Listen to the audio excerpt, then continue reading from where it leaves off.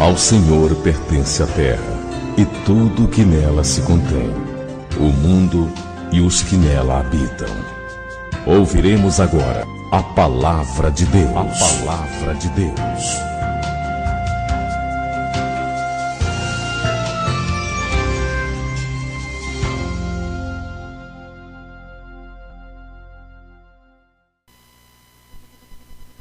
Diz o Senhor Deus, na sua palavra em Gálatas, no capítulo 5, no versículo 13 a 15.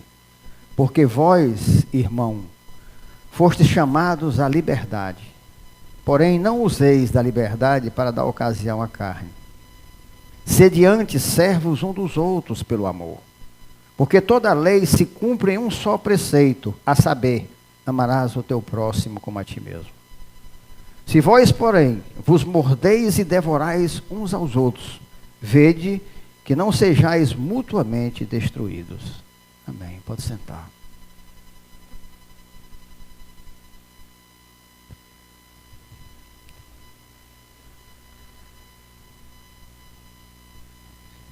Em capítulos anteriores, aqui no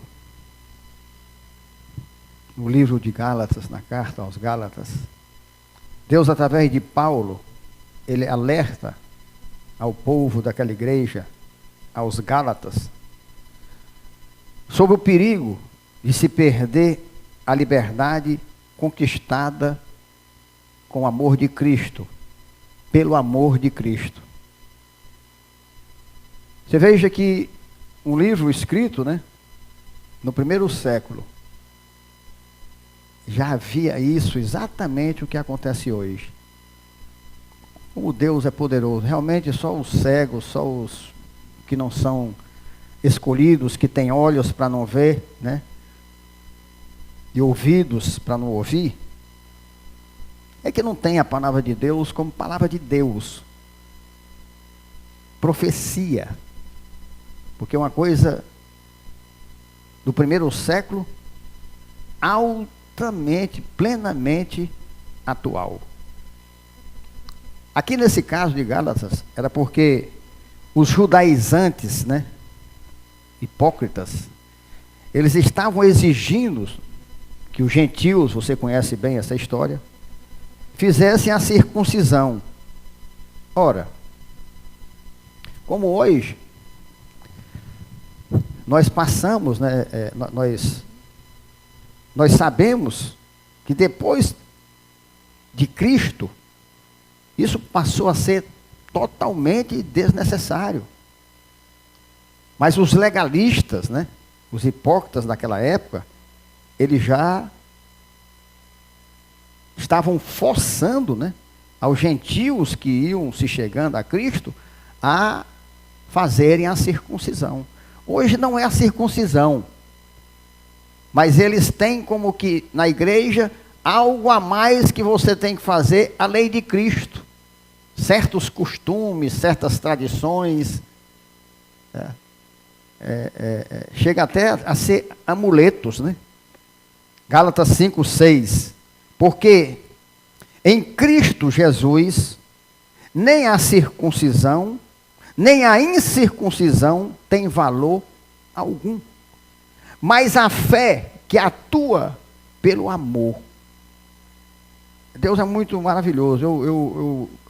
Eu fico assim maravilhado com a palavra de Deus.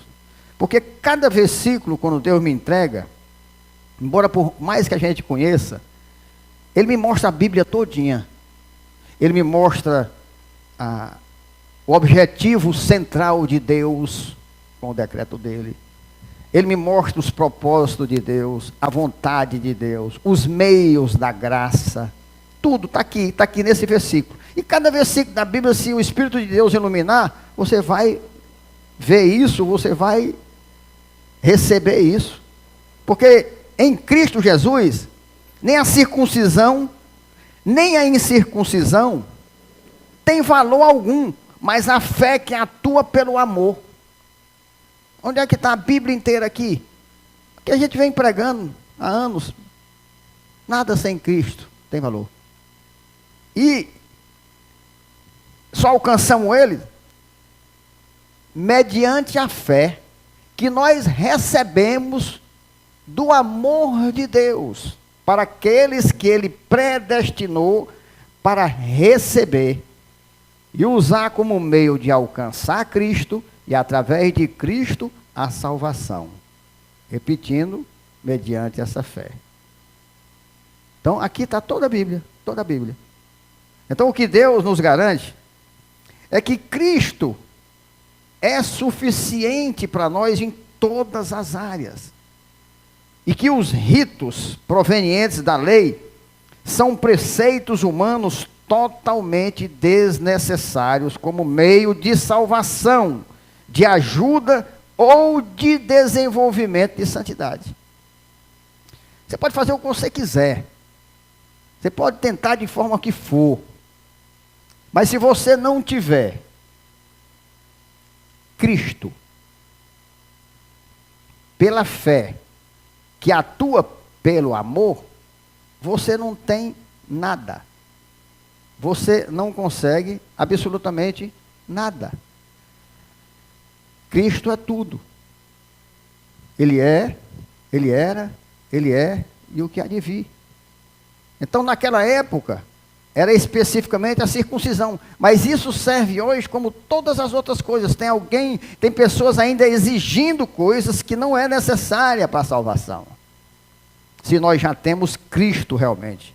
Então, com relação à liberdade, os Gálatas, como muitas igrejas hoje, eles cometiam 2 erros extremos. Quais eram? O primeiro, uns entram no engano que a rejeição da lei como requisito para a salvação é sinônimo de autorização para a prática de toda espécie de libertinagem e pecado. É aqueles que dizem: Deus é amor, estou na graça, estou livre para fazer o que eu quiser. Eu peço muito a Deus, quando Ele me dê a iluminação, Ele me dê também palavras para fazer a igreja entender. Então, olha o primeiro erro aqui. É o engano de que a rejeição da lei como requisito para a salvação. Não tem nada, a lei não salva.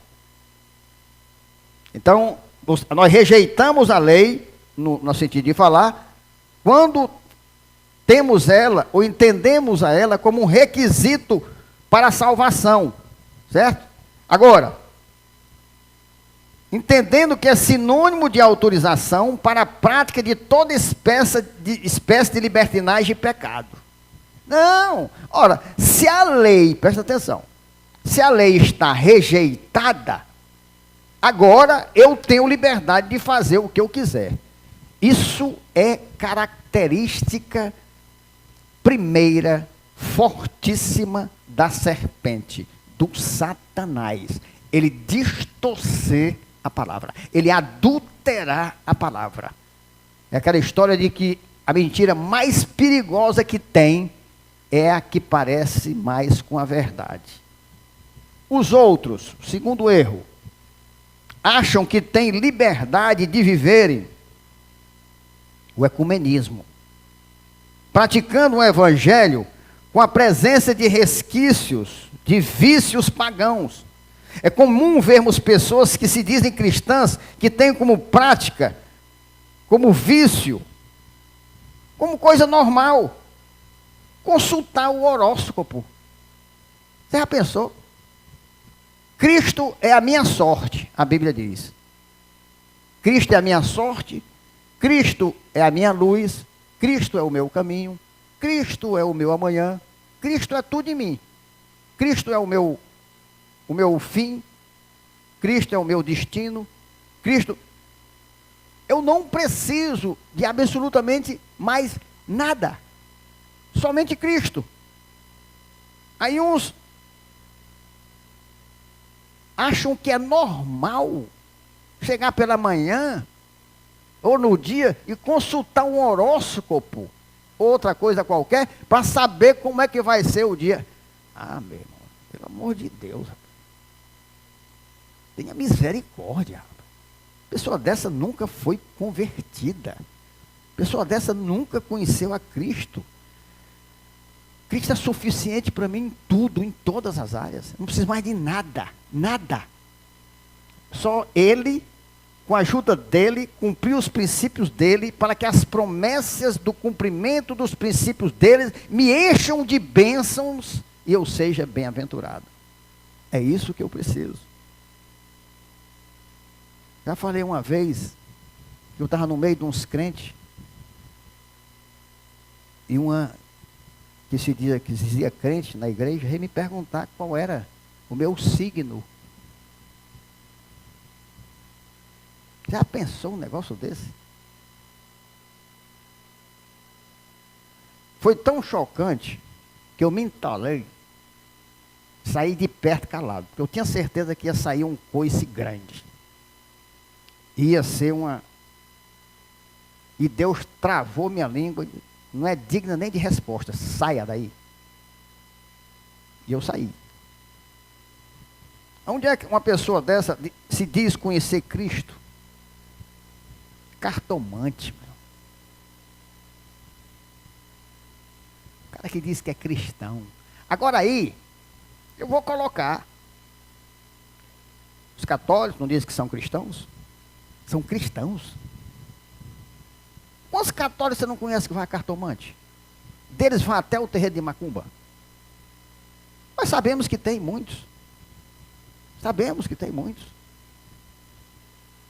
Adivinhos.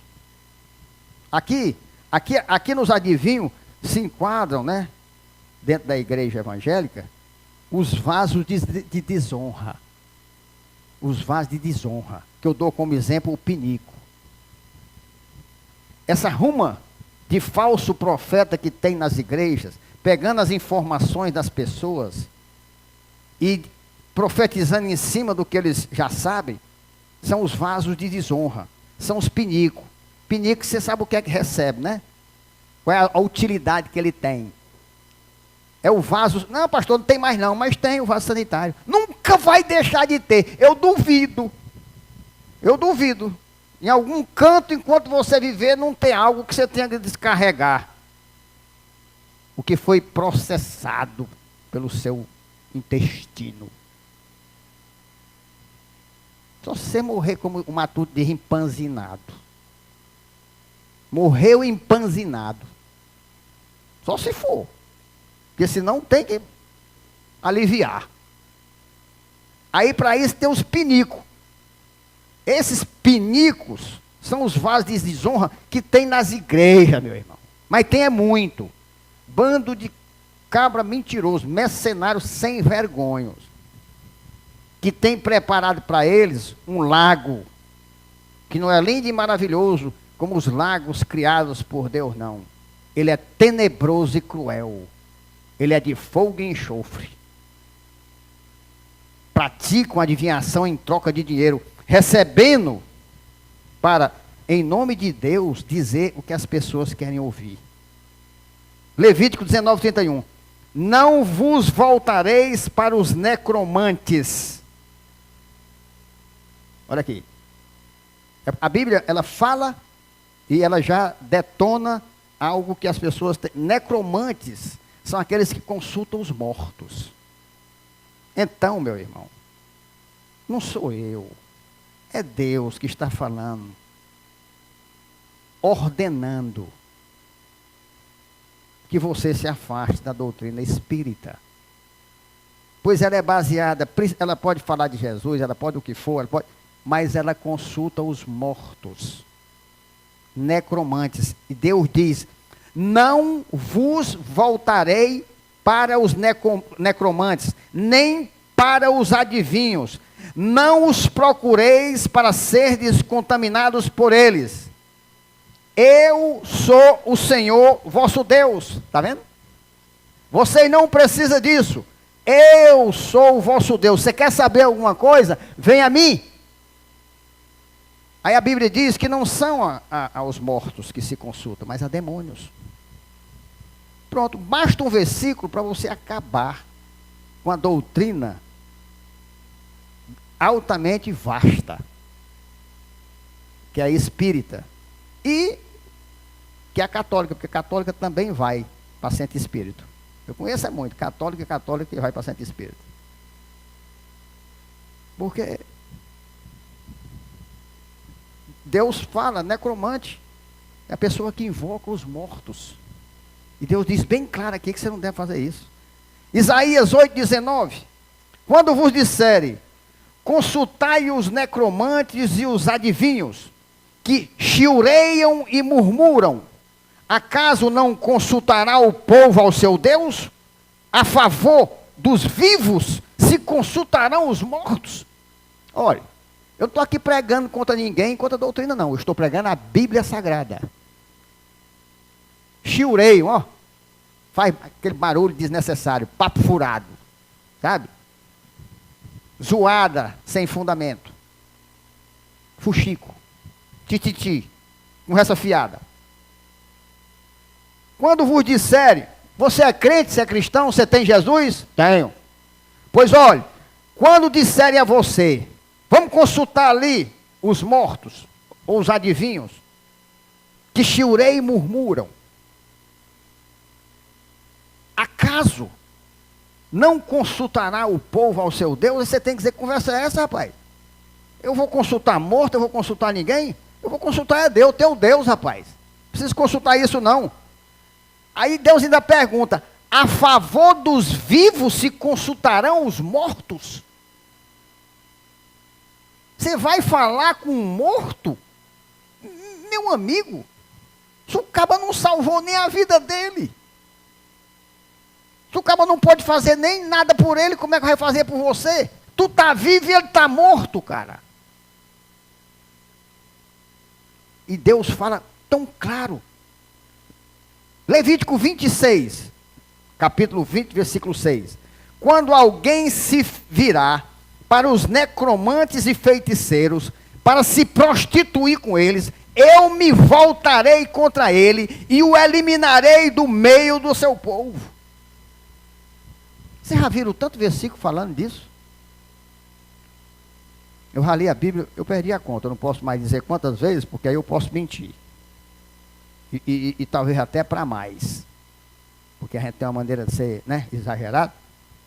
Aí eu me abstenho, porque realmente eu não me lembro mais. Mas a cada ano, pelo menos umas 2 vezes, eu leio. Quando dá, eu entro na terceira, mas só não paro de ler todo dia, nunca vou parar em nome de Jesus. Então isso aqui é Bíblia, meu irmão. Isso aqui é Bíblia. E eu não estou lendo o mesmo versículo, não. E uma coisa não pode ser mais direta aqui. Quando alguém se virar para os necromantes e feiticeiros, olha aí, espíritas e macumbeiros, para se prostituir, olha aí, meu irmão. Eita, rapaz. Aí sou eu que estou chamando? Sou eu que estou chamando espírita e feiticeiro de prostituto? Não, não sou eu, rapaz. É o Deus Todo-Poderoso. É Ele que está dizendo aqui, não sou eu não. Para se prostituir com eles, eu me voltarei contra ele e o eliminarei do meio do seu povo. Aí Deus vai e elimina. Sai daqui que você não faz parte do meu povo não. Vamos lá, uma vez mais Levítico, capítulo 20, versículo 27. Um homem ou mulher que sejam necromantes ou sejam feiticeiros serão mortos, serão apedrejados, o seu sangue cairá sobre eles. Qual era a pena naquela época? Morte por apedrejamento. Qual é a pena hoje? Morte no fogo eterno. Eu vou repetir. Sinceramente, eu já li a Bíblia várias vezes. Mas quando Deus me coloca tanto fundamento para embasar palavras tão fortes, eu não sei se Ele faz eu esquecer. Eu não sei o que é. Eu só sei que eu olho assim e digo, rapaz, isso aqui é novo para mim. Mas isso aqui é a Genebra. É uma Bíblia. Tem certo. É comprada, viu? Estou falando de Genebra, mas não recebo nada de graça, não. É porque realmente é uma das mais próximas da tradução genuína. Olhe, Agora ele falou do cara que vai. Agora ele falou do cara que é. Ó, o homem ou mulher que sejam necromantes ou sejam feiticeiros serão mortos. Serão apedrejados, seu sangue cairá sobre eles. Vamos lá para Isaías de novo. Mas outro versículo, outro capítulo. 19:3. O espírito dos egípcios se esvaecerá dentro deles, e anularei os seus conselhos. Eles consultarão os seus ídolos, e encantadores, e necromantes, e feiticeiros. Está vendo aqui? Deus diz que vai anular o conselho. Que conselho? O conselho do Espírito de Deus. O Espírito dos egípcios se esvaecerá dentro deles, se acabará o Espírito. Aí Deus anula o conselho de Deus, o conselho certo. Então certas pessoas vão receber isso. Aí desesperados, eles consultarão os seus ídolos e encantadores, necromantes e feiticeiros. Então quem vai é quem não tem Deus. É quem o Espírito foi tirado dele, no sentido de falar, foi anulado. Aí ele procura outra fonte de conhecimento, outra fonte de profecia, que são os seus ídolos, são os necromantes, são os feiticeiros. 2 Crônicas 33, queimou seus filhos como oferta no vale do filho de Inom, adivinhava pelas nuvens, era agoureiro, praticava feitiçarias, tratava com necromantes e feiticeiros, e prosseguiu em fazer o que era mal perante o Senhor, para o provocar a ira. Então quem faz isso, meu irmão, está fazendo a grande besteira de provocar a ira de Deus. Você já pensou? O cara provocar Deus, meu irmão, é muito melhor você cutucar a onça com vara curta do que você provocar a ira de Deus. Você não pode imaginar quais são as consequências do advento sobre uma pessoa da ira de Deus. E ele diz que quem faz isso aqui provoca a ira de Deus, do Senhor sobre ele. Vamos para Jeremias 29, versículo 8. Porque assim diz o Senhor dos Exércitos, Deus de Israel: não vos enganem os vossos profetas que estão no meio de vós, nem os vossos adivinhos. Não deis ouvidos aos vossos sonhadores, que sempre sonham segundo o vosso desejo. Oh, Deus tremendo! Jeremias, aqui há 600 e tantos anos antes de Cristo, falando exatamente o que acontece hoje. Aí, ó, não dê ouvido aos seus sonhadores, isso é tudo mentira, que sempre sonham segundo o vosso desejo. O sem vergonha, Deus me perdoe, mas o safado, viu? Ele sabe o que a pessoa deseja, ele sabe o que a pessoa aspira, aí diz: sonhei com você, eis que Deus te entrega a chave do carro, segura a chave da casa, segura a trave no pé do ouvido da casa, que Deus não vai dar o que sonhador mentiroso está dizendo que dá. Aí termina, conta o sonho. Irmão, você tem aí um trocado que eu vou ter que passar ali? Eis que Deus mandou que você ia me abençoar. Aí o abestado bota a mão no bolso e dá dinheiro. É desse jeito. Parece que eu vivo no meio deles. Eu não, mas Deus vê. Aí manda eu abrir minha boca. Só podem ter muito ódio, né? Desse pastor Humberto. Esse cara vive trancado num quarto orando, sabe tudo, rapaz. Como é que pode? Não creio? A Bíblia diz que os olhos de Deus estão em todo lugar. Só mais essa. Zacarias 10:2. Olha, por que eu peço a Deus, ele dá fundamento? Porque é muito sério o que eu estou falando.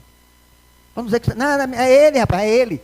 Ainda é que Deus fala de espírita, de feitiço. Não, pai, não, está aqui, você viu. Falando dos que vão para lá e dos que fazem, dos que são. É Deus, não sou eu. Zacarias 10:2. Porque os ídolos do lar falam coisas vãs, e os adivinhos veem mentiras, contam sonhos enganadores e oferecem consolações vazias. Por isso, anda o povo como ovelha aflito, porque não há pastor. Se não há pastor, o lobo entra e faz o que quer. Não há, mas não está cheio de pastor? Não, Deus está falando aqui pastor.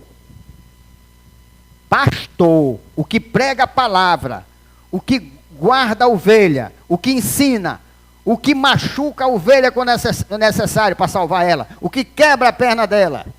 Deus está falando, o verdadeiro pastor, levantado por Jesus, apacenta minhas ovelhas, apacenta minhas ovelhas, guarda aí, protege aí as minhas ovelhas.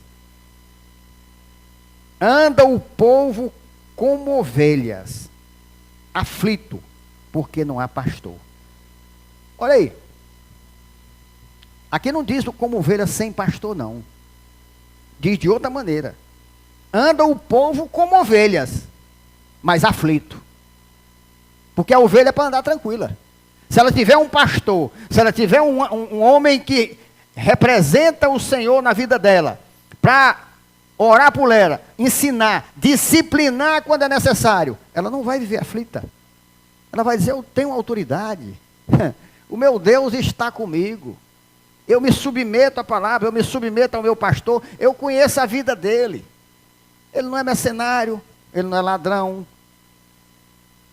Pelo contrário, eu vejo ele passar muitas coisas por causa do nome de Cristo. Eu sou um bem-aventurado. No meio de tanto bode, no meio de tanto lobo, eu tenho um pastor. Aí deve glorificar a Deus. O cristianismo, meu irmão, aqui foi quando eu coloquei, eu pedi a Deus que me desse sabedoria para passar para a igreja. O cristianismo é como uma ponte estreita. É uma ponte, veja bem. Não é que ele seja uma coisa ou outra. Ele é uma ponte bem estreita. E embaixo dela se encontram dois rios altamente poluídos. Um é chamado de legalismo e o outro de libertinagem. Então o cristianismo não tem isso. Ele é uma ponte que passa por cima dessas duas sujeiras. Ele não tem legalismo e nem libertinagem. Ele está acima disso. Esses dois extremos, legalismo e libertinagem, são os males provenientes da carne. Ou seja, eles são ainda oriundos da natureza pecaminosa, da qual Cristo nos libertou. Então eu vivo no ambiente da libertinagem, certo? Do pecado, da legalidade, mas eu estou acima, porque eu estou em Cristo. Quem é essa ponte? É Cristo, é o cristianismo. Se eu ainda tenho algo dessas coisas, eu não estou no cristianismo, eu não sou cristão. É muito simples quando a Bíblia fala. Deus fala para os Gálatas de ontem e para as igrejas de hoje, que ainda estão contaminadas e acossadas, influenciadas por diabólicas doutrinas, cheias de legalismo e de libertinagem. Não alcançaram ainda a ponte, trazidas de uma herança corrompida pelos maus costumes antes praticados e pelo meio ambiente degenerado que está aí. Costume é que mata. Por isso nós devemos ser radicais. Por isso nós não vos conformeis com este século. Não entre em conformidade com ele, saia, separai-vos, cara. Deixe-lhe chamar de doido do que for, mas saia do meio deles. É o que Deus ensina. Então Deus, que vinha falando através de Paulo sobre liberdade que temos em Cristo Jesus, salienta que essa liberdade, como muitos pensam, não é a mesma coisa que libertinagem. O cristianismo dá liberdade, não dá libertinagem. Há uma grande diferença. Gálatas 5,13. Porque vós, irmãos, fostes chamados à liberdade. Porém, não useis da liberdade para dar ocasião à carne. Sede antes servos um dos outros pelo amor. Esse versículo 13, ele é necessário e ele que se mostre que ele está conectado com o versículo 8. Pois quando eles são combinados, o significado desse porquê deste versículo e o significado de ambos os versículos vem à luz. Presta atenção. Gálatas 5:8. Esta persuasão não vem daquele que vos chama. Porque vós, irmãos, fostes chamados à liberdade. Porém, não usei da liberdade para dar ocasião à carne. Sede antes servos um dos outros. É o 8 e o 13. Esta persuasão não vem daquele que vos chama. Porque, ou seja, este mau conselho, este convencimento, não vem de Deus. Por quê? Porque ele lhe chamou para a liberdade da libertinagem, da legalidade, do pecado. Então esse conselho não vem daquele que te chamou, não, cara. Porque ele lhe chamou foi exatamente para a liberdade disso, e não para você andar dizendo isso, que faz isso porque você foi liberto da lei. Eu creio que Deus está fazendo a igreja entender. Porém, não useis da liberdade para dar ocasião à carne. Entretanto, não transforme esta liberdade, que deve ser usufruída com santidade, numa oportunidade para a carne. Deus condena aqui exatamente o que muitos, com a persuasão de falsos pastores, e não com a persuasão daquele que nos chama, mas daqueles que têm uma interpretação distorcida de liberdade, usando-a como se ela fosse uma oportunidade, um pretexto, um incentivo para a afirmação da natureza pecaminosa do homem. São aqueles que usam texto fora do contexto. Conhecemos bem essa frase. Como um pretexto para usar da liberdade como uma maneira legal da prática da libertinagem. Ah, bicho imundo. Não tem como se Deus não nos mostrar isso. Cai. É muito parecido. É muito junto. É muito sutil.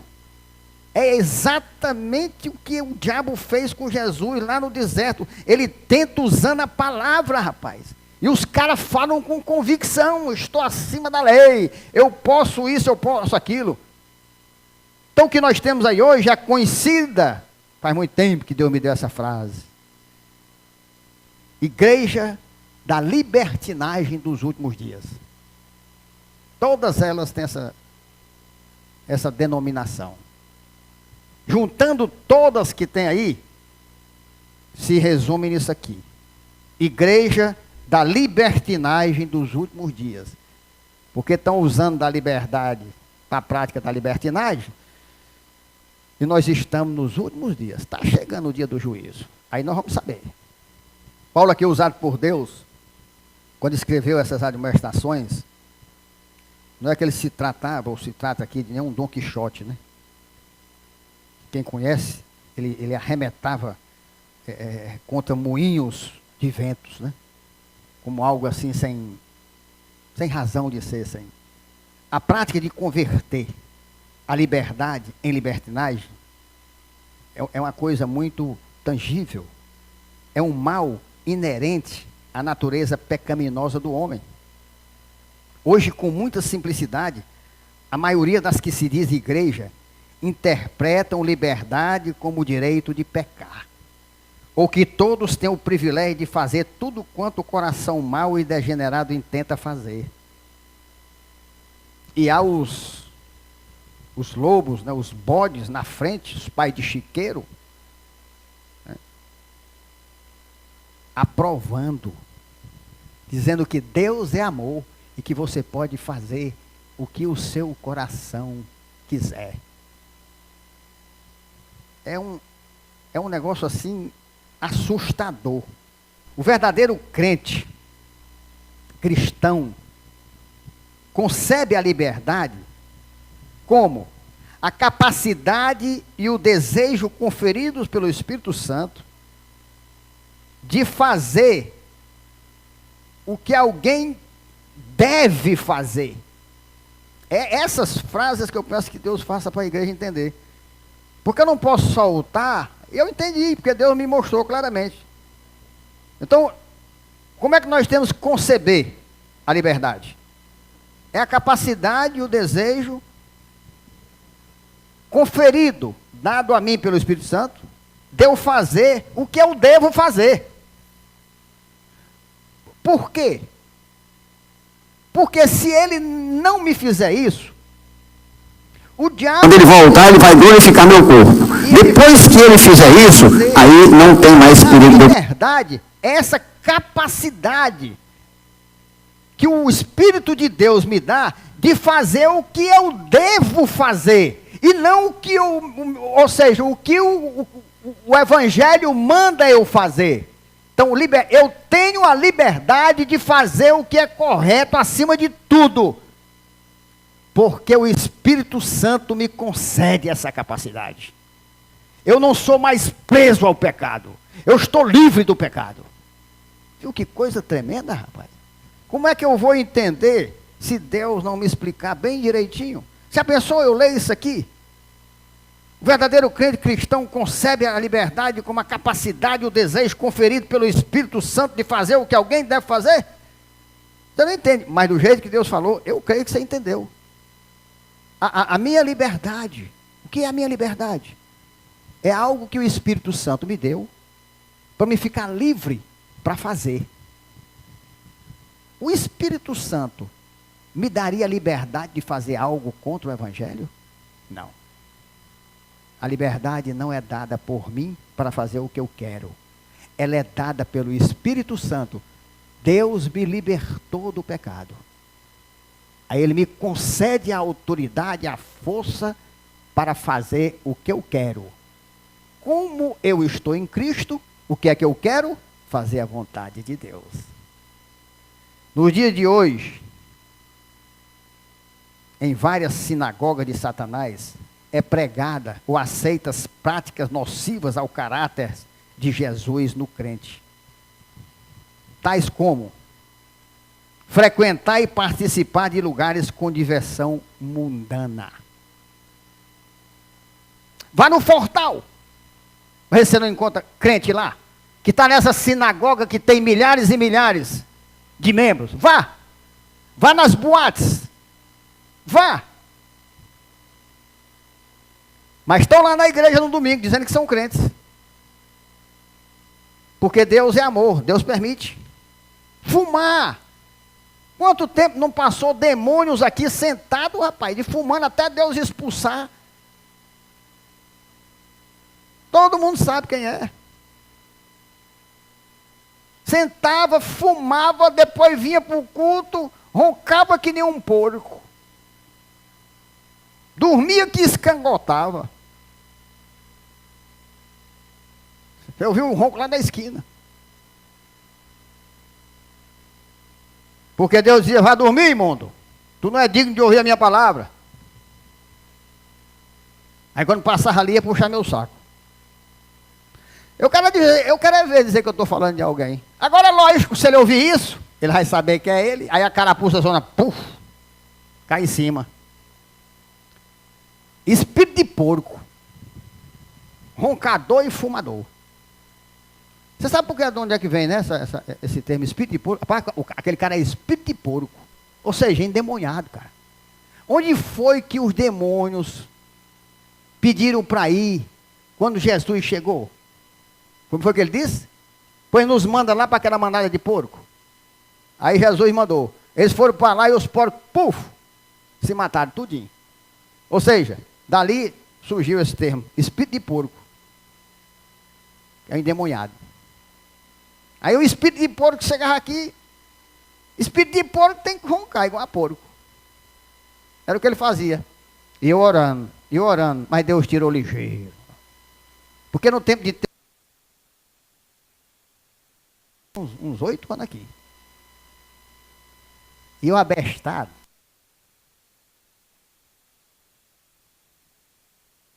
É abestado e não sabe. Abestado é ele, que pensa que eu sou abestado e não sabe que eu sei de tudo da vida dele. Aí sentava aí, passava ali, puxava meu saco. Ah, eu só orando. Tá, é longe. Bebê. Tinha outro aqui. Mulher crente, mas Deus tirou tudinho, meu irmão. Tirou mulher, tirou. A mulher chegava. E assim, por que ele não está tomando a ceia, a Santa Ceia hoje? Porque ele tomou uma cervejinha hoje. Todos esses que eu estou falando, é bom, né? Ele fala, porque a carapuça cai, o caba sabe logo. Ele escuta uma pregação dessa, aí ele sabe logo, ele está falando, como é que ele vai provar? Né? É aquela história, quem deve, né? Quem usa, descuida, né? Rapaz, esse cara está falando de mim, era eu. Você já pensou, o caba vinha para a igreja reformada Siloé, tendo tomado umas, meu amigo. Pastor, mas foram 6 meses, anos passou aqui fazendo isso. Aí o pastor é duro? Se fosse, meu amigo, um demônio desse não ficava tanto tempo aqui. Para que Deus deixou, pastor? Para acumular ira. Para ele acumular ira para o dia da ira. Ele vai pegar a justiça de Deus, nem a minha não. Profanar o dia do Senhor, meu irmão. Isso é um dos maiores pecados que cometem hoje.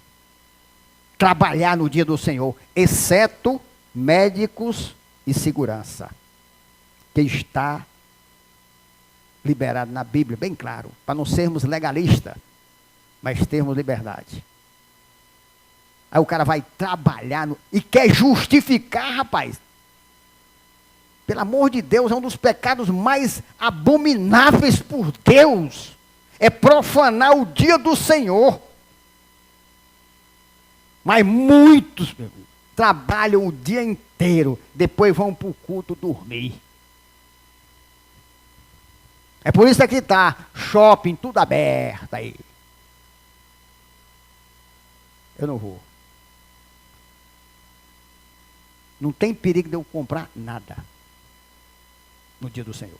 A não ser alimento e remédio. Alimento e remédio. Mas você comprar, comer. Deus mandou fechar as portas para os vendedores não entrarem, meu irmão, na cidade, para fazer negócio lá. E disse, se vocês vierem de novo aqui, eu mando matar tudinho. Porque eles se encostavam na porta, do lado de fora, para ver se o povo saía para comprar, meu irmão. Aí está aí o shopping. Você não tem os outros dias? Por que você não vai no sábado, rapaz? Tem que ir exatamente no dia do Senhor? Justifica não, meu irmão. Não venha dizer que você é cristão não, que você não é não. Não venha dizer que você ama a Deus não, que você não ama não. Aquele que tem os meus mandamentos e os guarda, esse é o que me ama. E aquele que me ama será amado por meu Pai, e eu também o amarei e me manifestarei nele. Coisa comum, mas um pecado que está acabando com muita gente. É profanar o dia do Senhor. Ter literatura pornográfica. Muito. Eu não estou falando de vocês não, vocês estão curados. Eu estou falando da sinagoga de Satanás que está cheia. Que o cara, para ter relação com a mulher, ele bota um filme pornográfico para se excitar. Eita, os cabos ouvindo isso, hein? Ele bota aqui a revista Playboy na frente dele e fica transando, que ele não está fazendo amor com a mulher. Ele está fazendo ato imoral. Está fazendo ato imoral. Mas são católicos, são espíritas, são necromantes, são feiticeiros e são crentes. Tem muito. Nessa sinagoga do diabo, que tem milhares de membros, a maioria deles tem essa prática. Aprova o relacionamento sexual antes do casamento, desde que use camisinha. Como é que um demônio desse querem falar da Globo, se eles são piores do que a Globo, rapaz? Aí vem um católico, vamos se unir. Eu vou me unir com o cão, rapaz. Eu vou me unir a Cristo, nem a ninguém, não. O cara profana, faz tudo o que não presta, aí vem com demagogia. Tentando Deus, provando Deus. Vamos se unir contra a Globo. Tu faz pior do que a Globo. Tu acusa do pecado e comete pecado igual ou pior. Você só pode falar da Globo com autoridade. A Globo é uma filial do inferno aqui na terra. Quem assiste a Globo está aceitando, entrando em conformidade, está aprovando o que a Globo faz. No meu quarto, nem televisão tem mais. Pode me chamar de legalista, pode me chamar de... Não tem, eu não assisto. Eu não tenho tempo de assistir televisão. Eu só tenho tempo de orar. Pode me chamar de doido, mas eu gosto. Não tem, agora, ó, não tem vontade, não fico me mordendo. Não tem. Estou me mudando para o apartamento. Essa aqui eu mandei arrancar, ficou o buraco lá. Negócio mais feio. Só que no outro agora, já não vai ter. Tô já, em nome de Jesus, comprando meu apartamento. No meu quarto já não vai ter. Não. Para quê? Sucursal do inferno, rapaz. Sucursal é filial. A Globo é a sucursal do inferno. Ah, o cara assiste a Globo. O cara faz e pratica pornografia, imoralidade e quer falar da Globo. Aí vem um idólatra. Eu sei que nas famílias ainda tem os crentes, vamos se unir. Eu me uno com quem está unido com Satanás, rapaz. Vai para lá, ó, os meios, os fins não justificam os meios. Não, pastor, mas é para uma coisa boa. Não, senhor. Deus disse, separai-vos. Se junte com os de Deus. Se junte com o de Cristo. Não é com o negócio de se unir aí. Rapaz, nem toda paz é de Deus. Tem paz que é satânica. Tem paz que é feita pelo cão. E tem guerra que é feita por Deus. Que é isso, pastor? Aí não conhece a Bíblia, não. Vai lá, entra naquele povo, mata tudinho. Não deixa nenhum vivo. Quem fala isso aqui é Deus. Sou eu não, é Deus. Aí vem um idólatra, com a cumbuca na cabeça. Vamos se unir, vamos tudo para o inferno. Vai, sobe. Vai, Satanás.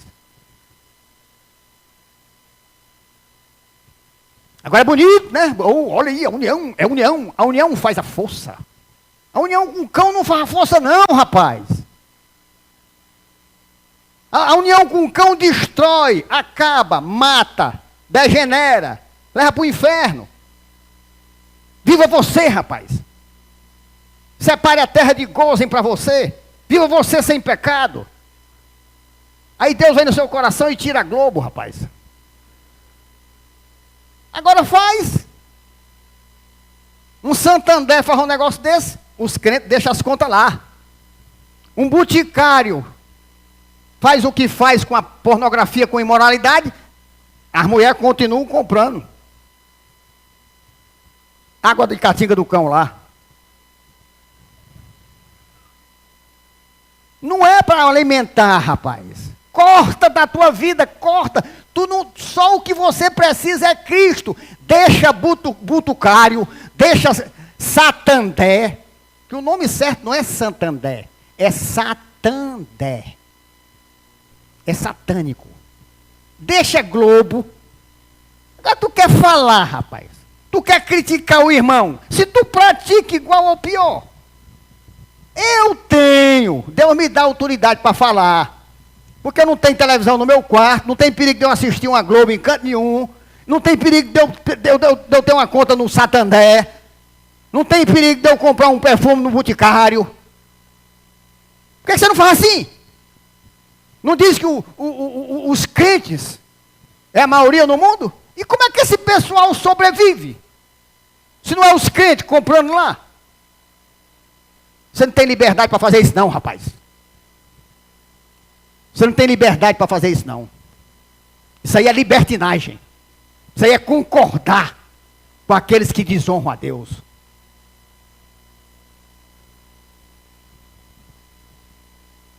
Frequentar motéis, mesmo sendo com a esposa. Pastor, não pode, meu irmão. Ali é um lugar diabólico. Ali é um lugar de pecado. Os demônios estão ali. Você não pode levar uma coisa que, digno de honra entre todos, seja o matrimônio, bem como o leito sem mácula, porque Deus julgará os impuros e adúlteros.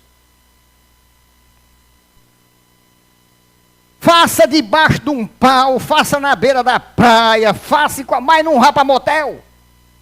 Vá no motel 1000 estrelas. Pega um canto embaixo do céu, que ninguém veja. É melhor do que o 5 estrelas.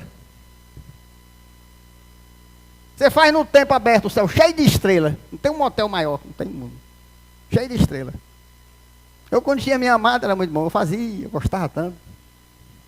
Tem mais, quando Deus quiser me dar. Mas motel, ó. Motel não. Eu vou por que Deus criou. Porque o cão criou, não vou não. Aí não é imoralidade não. Imoralidade é ir para o motel.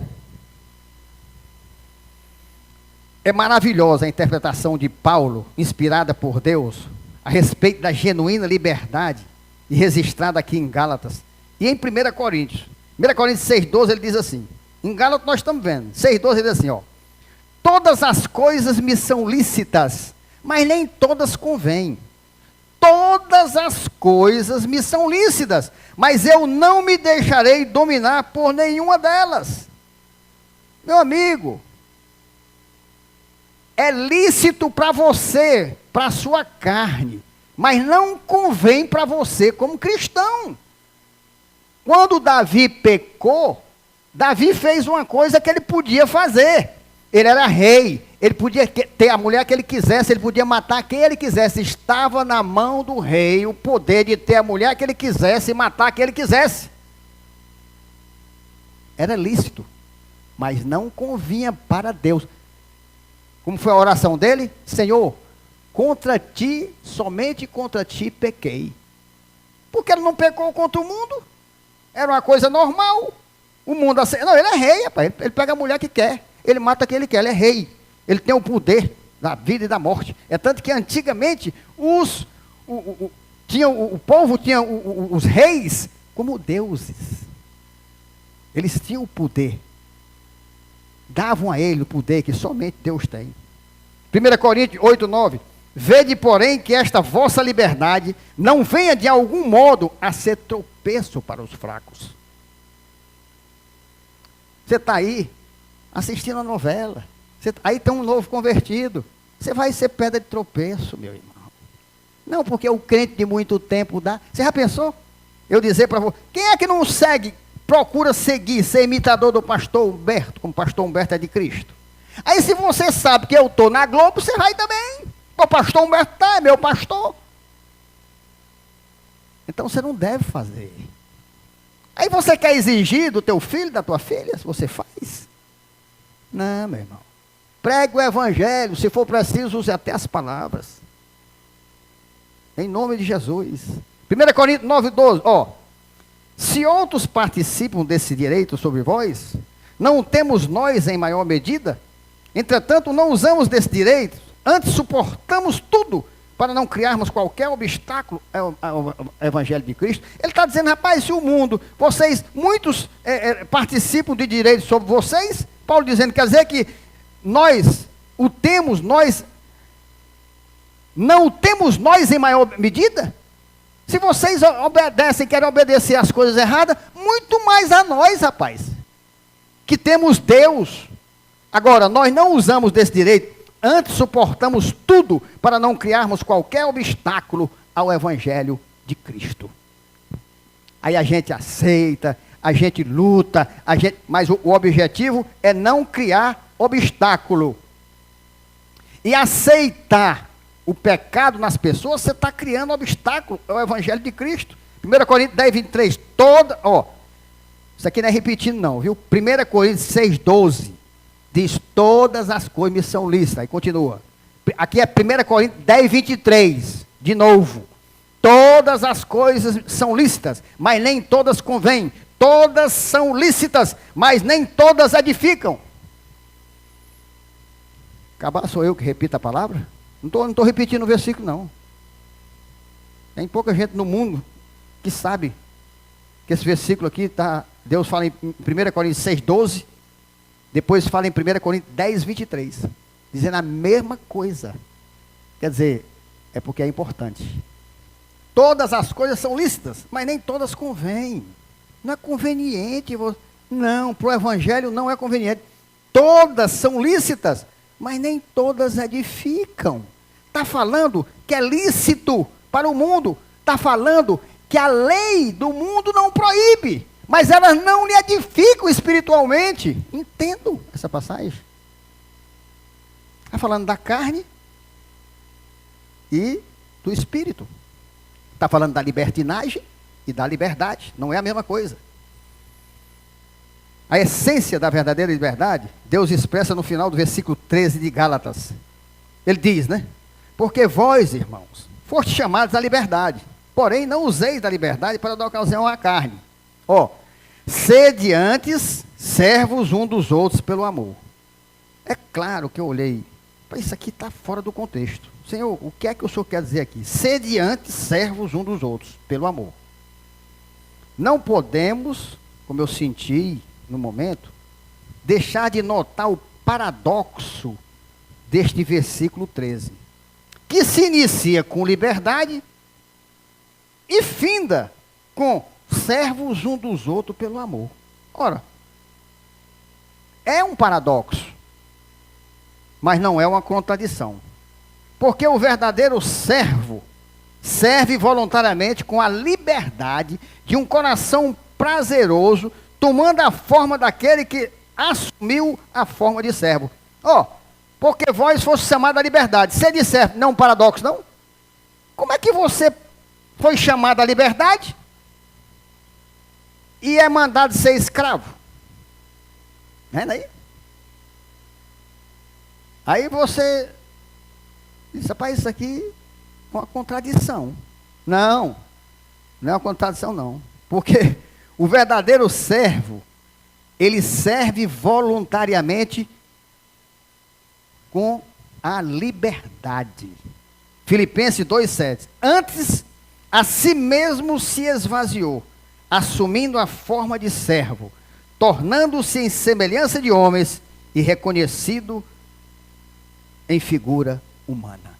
Ele se esvaziou, ele deixou de ser Deus, entre aspas, ele tomou a forma humana. A liberdade para servir é proveniente exclusivamente do amor. Está vendo? Aqui está a conexão.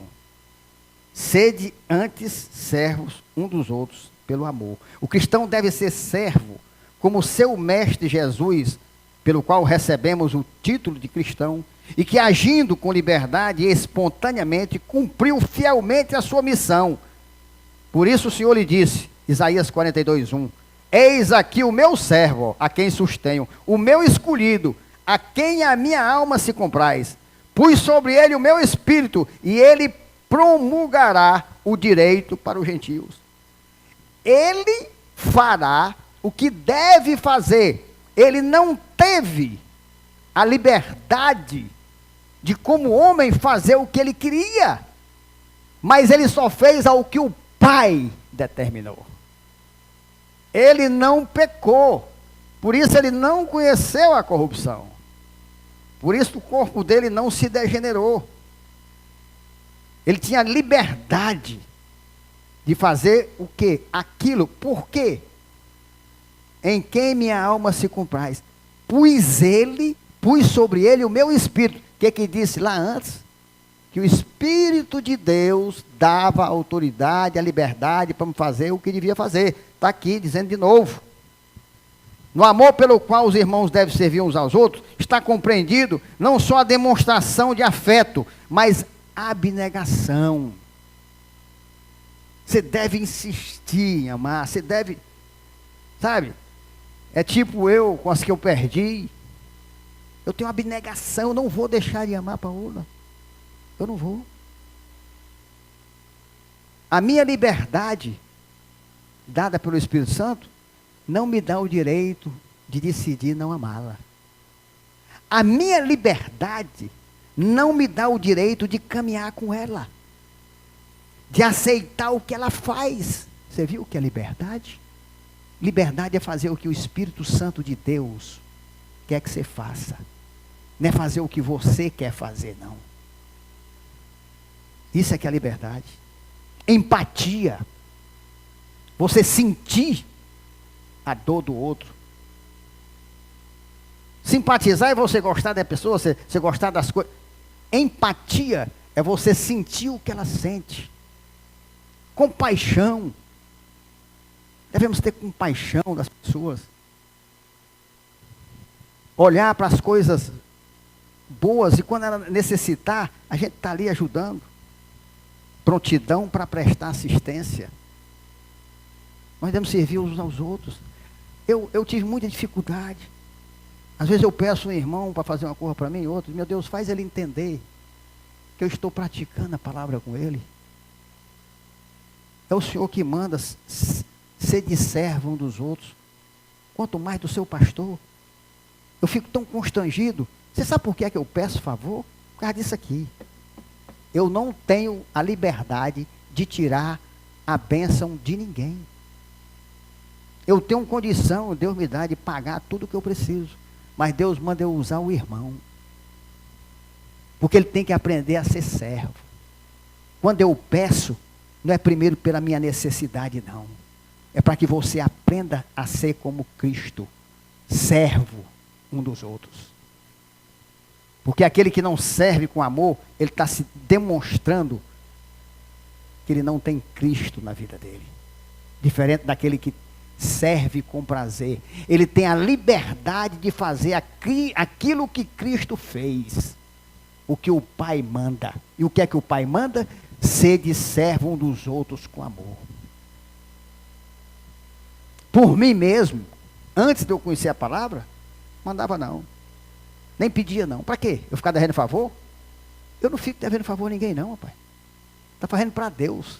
Está obedecendo a Deus. Está praticando o que Deus manda aqui, ó. Aí Deus disse, não peça não, que eu vou cobrar de você. Se disser não, não tem problema, mas você tem que pedir. Então eu entendo que quando Deus manda eu pedir, é porque Deus quer abençoar muito. Deus está provando como servo. Por quê? Deus tem um propósito, porque o obreiro tem que ser provado para ser aprovado. Então, se ele não é aprovado, não passa na prova, ele não vai ser aprovado. Boa vontade e empenho em promover o bem-estar do irmão. Vocês já viram o que é que Deus faz comigo?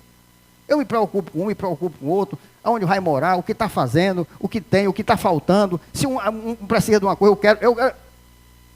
Sabe, Deus me dá amor. Eu gosto de servir. Eu gosto de ver o sorriso no rosto do meu irmão. Eu não espero troca, porque eu não sou burro. De 100 que eu fiz, 95 me tacaram o punhal nas costas. E eu continuo fazendo. E para a glória de Deus, em nome de Jesus, eu vou continuar sendo servo do Senhor. Eu não faço para homens, eu faço para Deus. Eu não espero gratidão. Eu faço por gratidão a Deus. Eu não sou digno de gratidão. Eu devo gratidão. Longanimidade, perdão e etc. É como um escritor disse. Uma frase difícil. Mas presta atenção no que ele disse aqui. Ó. É mais fácil contar as gotas cintilantes de chuva. Vou bem devagar para vocês entenderem. É mais fácil contar as gotas cintilantes de chuva, cada pingo da chuva, é mais fácil você contar. Aí já é impossível, né? Mas é mais fácil você fazer isso, que caem, do que você catalogar todos os elementos que compõem a força misteriosa que faz pulsar muitos corações no mesmo compasso. Ou seja, é mais fácil você contar as gotas da chuva do que você entender a união em Cristo. Um coração, um só espírito, se amarem como um só corpo. Ele só poderia estar falando de quê? Do amor. Ele só poderia estar falando de Deus. Você não vai entender quando você gosta de fazer isso. É mais fácil você contar as gotas de chuva. O cara foi muito feliz quando fez seu coração. Porque você nunca vai entender o amor de Deus. Ele é grandioso demais.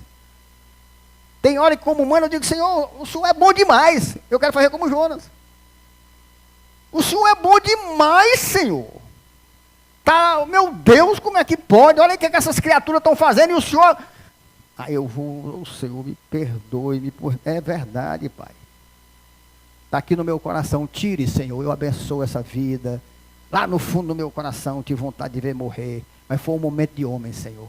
Me perdoe, eu abençoo essa vida, Senhor. Está nas tuas mãos, Pai. Me perdoe.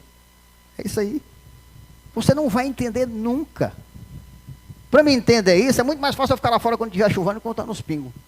Ou seja, é impossível.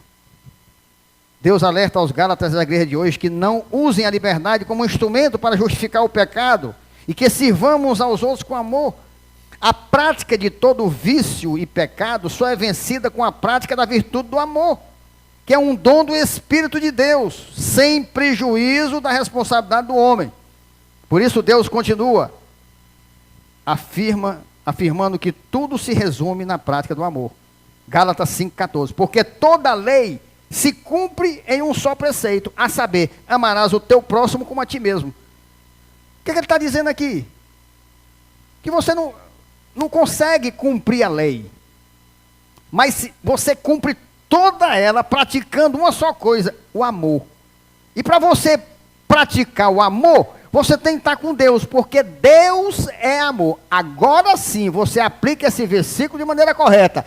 Ele é amor para me amar como Ele ama e odiar o pecado como Ele odeia. Agora está no contexto corretíssimo. Agora sim. Eu não tenho liberdade no amor para pecar. No amor eu tenho liberdade para amar como Jesus amou. E a si mesmo se entregou pela igreja. Aí está certo, aí o contexto está certo. Toda lei se cumpre nesse preceito, a saber, amarás teu próximo como a ti mesmo. Muito, muito claro. Deus já havia determinado isso em Levítico 19:18. Ó. Não te vingarás, nem guardarás ira contra os filhos do teu povo, mas amarás o teu próximo como a ti mesmo. Eu sou o Senhor. Não te vingarás. Por quê? A mim pertence a vingança. Deus diz que é a Ele que pertence a vingança, não é a você não. Nem guardarás ira contra os filhos do teu povo, mas amarás o teu próximo como a ti mesmo. Eu sou o Senhor. Acho bom quando Deus escreve o nome dele todo em maiúsculo, não é só a primeira letra não. Deus está dizendo, você está vendo aqui quem é que está falando? Sou eu, Deus. Não é ninguém não, sou eu. No coração da gente só tem um espaço, eu estava falando para o irmão hoje. Já falei para vocês. Tem um espaço. Ali você bota a mágoa ou Deus bota a bênção. Se você tiver mágoa, ira, raiva de alguém no coração, Deus vem com a bênção, aí está ocupado, meu filho. Não tem um cantinho para mágoa e um cantinho para a bênção não, só tem um. Só tem um. Por isso que eu não quero mágoa no meu coração. Para ele ficar bem vaziozinho, para Deus encher de bênção. O nosso Senhor Jesus Cristo também já havia determinado essa virtude como um mandamento. Mateus 22, 39, 40. Ó. O segundo semelhante a este é: amarás o teu próximo como a ti mesmo. Destes dois, presta atenção. Destes dois mandamentos dependem toda a lei e os profetas. A palavra, a profecia, a Bíblia. Não é os profeta homem, não. A lei e depois a profecia, depois a palavra. Como se estivesse falando do Antigo e do Novo Testamento. Marcos 12, 31. O segundo é: amarás o teu próximo como a ti mesmo. Não há outro mandamento maior do que este. Não há outro maior. Peraí, pastor. Mas não é amarás teu Deus? Você está vendo? Contradição. Não há um mandamento maior do que este. Deus quer dizer que você não pode dizer que ama a Deus se não ama ao teu irmão. Ele quer dizer isso. Então esse mandamento, ele está junto com o outro. Você só ama a Deus Se você amar a Deus acima de todas as coisas, inevitavelmente você ama seu irmão. Agora, se você não amar ao seu irmão, é porque você não ama a Deus. Por isso que ele disse aqui que é o maior dos mandamentos. Porque ele depende do primeiro. Você está vendo?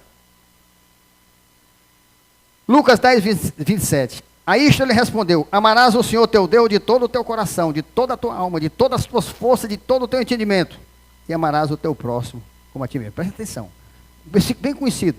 Nós estamos terminando. Mas deixa eu explicar a vocês esse versículo aqui. Ó, aquilo que eu falei está aqui nesse versículo. Vamos bem devagar. Amarás o Senhor teu Deus de todo o teu coração, de toda a tua alma, de todas as tuas forças e de todo o teu entendimento. Aí diz assim: e amarás o teu próximo como a ti mesmo. Aqui é a condição, ó. Você só amará o teu próximo como a ti mesmo se você amar a Deus de todo o teu coração, de toda a tua alma, de toda a tua força, de todo o teu entendimento. Então um está ligado no outro. Por isso que ele diz, ó, se você fizer isso, aí você vai fazer isso. Se você não fizer isso, aí você não vai conseguir fazer isso.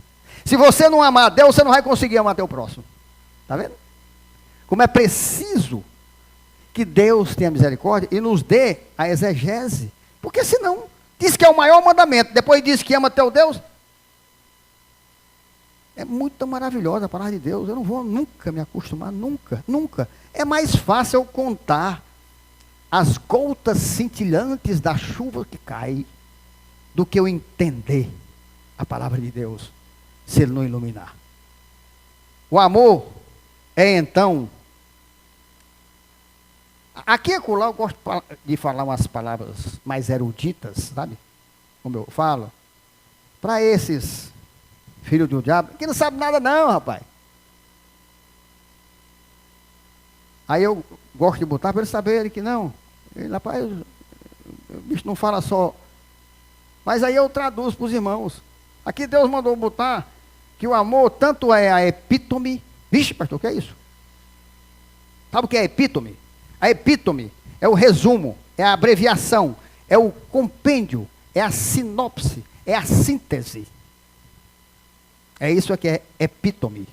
Então o amor tanto é a epítome, quanto a realização na prática de toda a lei moral dada por Deus, vista como uma unidade. Você está vendo como a palavra vem se confirmando cada vez mais? Então ela resume o amor.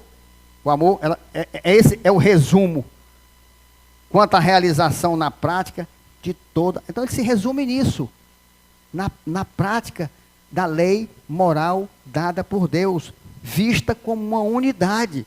Eu não posso ter liberdade de fazer algo que esteja fora da vontade do Evangelho de nosso Senhor Jesus Cristo. Não que o pecador tenha que amar o próximo para ser salvo. Mas o santo, salvo pela graça, em gratidão pela salvação, ama a Deus e seu próximo. Então eu não sou bom com os irmãos, porque eu estou contribuindo com minha salvação. Não, o que foi que eu falei? Por gratidão. Eu não espero gratidão. Eu sou grato. Eu não estou pagando nada. Eu não posso pagar nada. Eu faço porque é maravilhoso o que Deus fez por mim. Eu jamais pagaria o preço do sangue derramado na cruz. Destas assertivas de Deus, dessas afirmações, podemos deduzir positivamente que quem não ama o seu próximo não está salvo, por mais que sejam as obras e serviços prestados a Deus. Mateus 7, 22. Muitos naquele dia hão de dizer-me: Senhor, Senhor, quer dizer intimidade. Meu amigo, tá, andei com você, meu amigo. Porventura não temos nós profetizado em teu nome? E em teu nome não expelimos demônios? E em teu nome não fizemos muitos milagres? Afasta de mim que eu não te conheço, iníquo. Eu não me aproximo e nem tenho intimidade com quem vive na prática da iniquidade. 1 João 4,20. Se alguém disser, olha, Olha aqui a confirmação de tudo que Deus vem falando. Se alguém disser, amo a Deus, e odiar seu irmão, é mentiroso. É mentiroso. Pois aquele que não ama seu irmão a quem vê, não pode amar a Deus a quem não vê. Deus é muito prático, né? É muito direto. As obras que o amor produz não são condições prévias para a salvação, mas são frutos da obra do Espírito no coração do homem. Quando entendemos isto, também entendemos, quando Deus nos diz através de Paulo, que o crente não vive embaixo da lei, da letra, mas vive sob a lei de Cristo, embaixo da lei de Cristo, que é superior em tudo à lei da letra.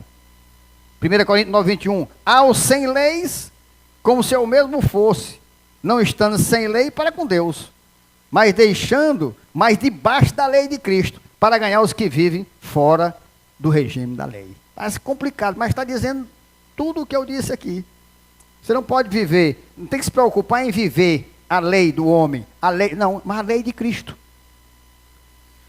Gálatas 6, 2. Levai as cargas uns dos outros, e assim cumprireis a lei de Cristo.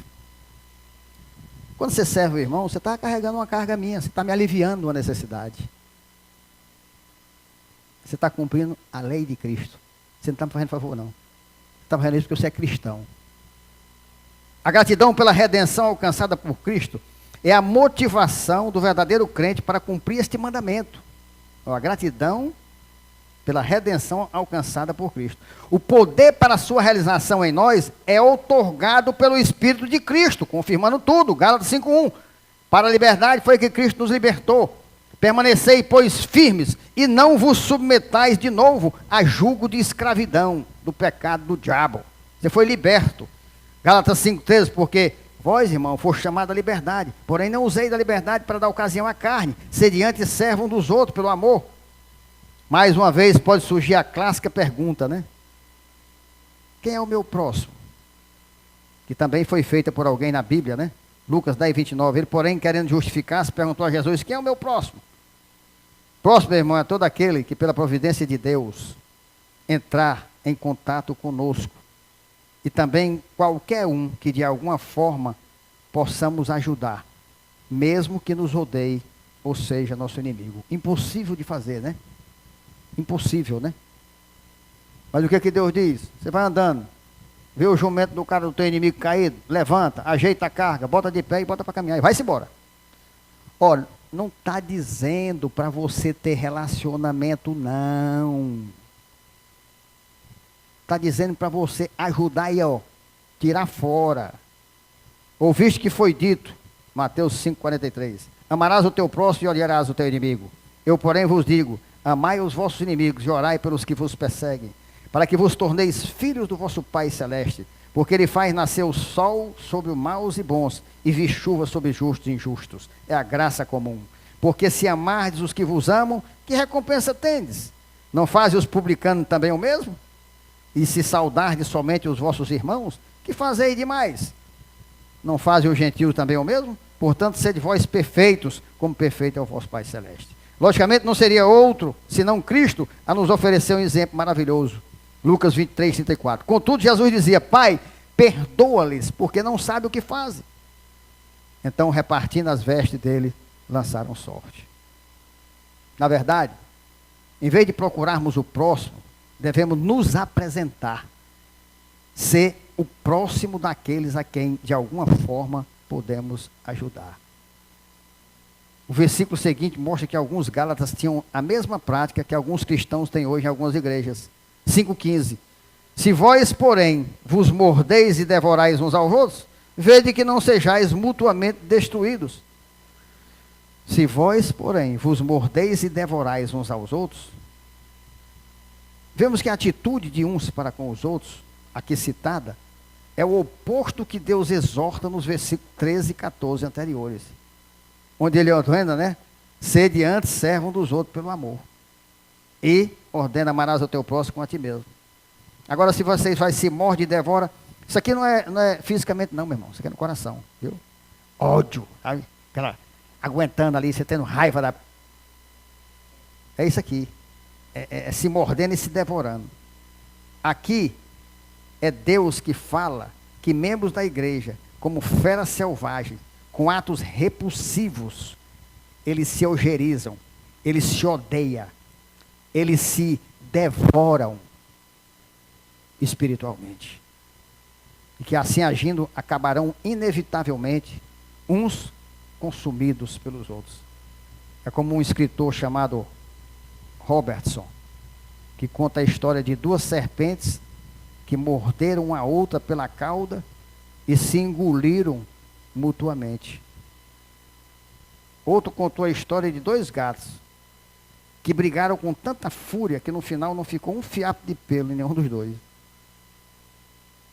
Olha aí, esse é o ódio que há, tá, entre certas pessoas nas igrejas. E a falsidade. Abraço de tamanduá. Sabe o que é, né? Abraço de tamanduá. É porque o tamanduá, quando abraça, ele tem umas garronas, umas unhonas finas. Ele abraça e crava as unhas atrás, assim. É assim que o tamanduá faz. Aí derrama as lágrimas de crocodilo. Sabe por quê? Porque o crocodilo, quando ele pega a vítima para comer, para devorar, ele derrama lágrimas. Porque quando ele fecha a boca e abre, ele comprime as suas glândulas nasolacrimais. Aí no fazer isso, as lágrimas descem. O bicho comendo, devorando o outro e chorando, olha. É uma coisa muito parecida com certo que se diz cristão, não é não? Matando o outro ali e chorando. Por isso que esse ditado, lágrima de crocodilo, agora vocês aprenderam. Por que é? Tais atos de ódio e tentativa de destruição espera-se por parte dos inimigos do povo de Deus, que por ódio de Cristo arremete contra nós. Mas dentro da igreja, entre aqueles que se dizem irmãos, crentes em nosso Senhor Jesus Cristo, é inconcebível condutas tão hediondas. Então como é que você tem contato com a pessoa que destila ódio do teu pastor, rapaz? Tu está carregando maldição, rapaz. Tu tem que dizer, sai, Satanás. É isso que você tem que dizer. Olha o que é que Deus manda, cara. Aí tu vai escutar quem destila ódio. Se fosse ódio contra teu irmão da igreja, não era para você escutar, quanto mais contra teu pastor. Sem dúvida, Deus está se referindo aqui a partidos ou facções, né? Que infelizmente existe em grande quantidade na maioria das igrejas. Que existia aqui, Deus limpou pelo poder da oração. Eu não poderia deixar de citar o comentário de meu amado e saudoso irmão Calvino com relação a essa passagem. Ele disse assim, comentando essa passagem aqui de Gálatas: quão lamentável, quão irracional é que nós, os membros do mesmo corpo, nos associemos uns aos outros por iniciativa própria para destruição mútua. Isso é triste, isso não pode existir, não é o que Deus ordena, não é crente. Que Deus tenha misericórdia, pois as igrejas de hoje, como a de Gálatas naquela época, estão cheias, por um lado, de legalista, trocam o evangelho por preceitos humanos, por outro lado, cheia de libertinos, que afirmam, liderados por lobos com pele de cordeiro, que a graça é o passaporte para as práticas mundanas que dão vazão aos prazeres da carne. Outros, apesar de falar retoricamente do amor de Deus, não sabem quem é o seu próximo, preocupando-se em puxar o saco do pastor para galgar cargos e posições eclesiásticas, que foi o que aconteceu muito aqui. Puxa sacos nojentos. E eu aprendendo com Deus, eu senti uma repulsa, ia pedir perdão a Deus. Hoje eu peço perdão a Deus, de ter pedido perdão a Deus. O Espírito de Deus falando comigo e eu achando ruim, achando que era eu. A pessoa, um negócio desse. Não se envergonhando, que se preciso for para alcançar os seus objetivos demoníacos, destrói de maneira vil a imagem dos verdadeiros homens de Deus. Que Deus tenha misericórdia. Que os verdadeiros cristãos se unam numa luta santa contra as infiltrações do Satanás nas verdadeiras igrejas do nosso Senhor Jesus Cristo.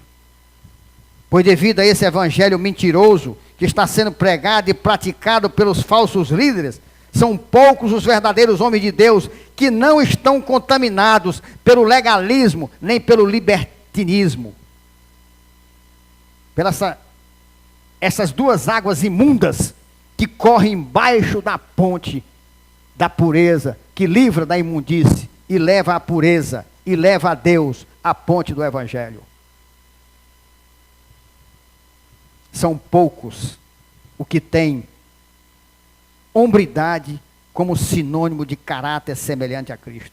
São poucos que usam a liberdade para a qual foram chamados para a glória de Deus e não para satisfazer a sua carne.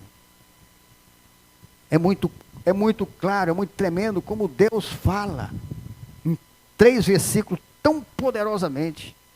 Aí como poderia, meu irmão, que eu vou encerrar, eu falar isso em 20 minutos? Você acredita em pregação de 20 minutos? Você acredita em pregação de meia hora? Que conversa é essa, meu irmão? Isso não tem como. O Espírito de Deus, Ele lhe dá liberdade. Ele dá liberdade para falar e fazer o que Ele quer. Não é você pregando o que quer e falando no tempo que quer, não. Que o Espírito Santo de Deus que habita em nós nos dê força, coragem e sabedoria, a fim de que nunca venhamos a usar a liberdade que Jesus nos deu para dar ocasião à carne. Antes, pelo instrumento da graça, o amor, venhamos a ser servos um dos outros, amando o nosso próximo como a nós mesmos, em nome de Jesus. Amém. Amém.